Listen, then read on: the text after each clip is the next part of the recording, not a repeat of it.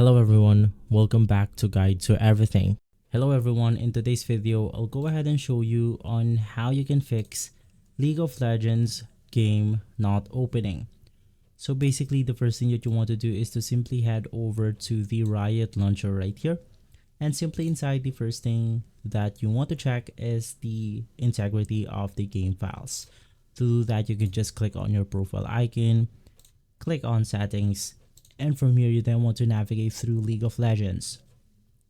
Now, this may be a problem of corrupted files or missing game files into your League of Legends game right here. Now, to go ahead and fix those, you want to make sure to go ahead and click on repair. This will simply repair missing or broken files into the League of Legends right here, and from there you will be able to go ahead and open it easily. Well, if not, you then want to go ahead and simply completely uninstall League of Legends and install a new copy by heading over to the Add or Remove programs to your computer. Search for League of Legends, and from here you can just go ahead and click on uninstall. Click on install right after, and from there you will be able to fix the problem. If this video has been helpful, leave a like, subscribe, and follow Guide to Everything for more videos like this. Thanks for watching.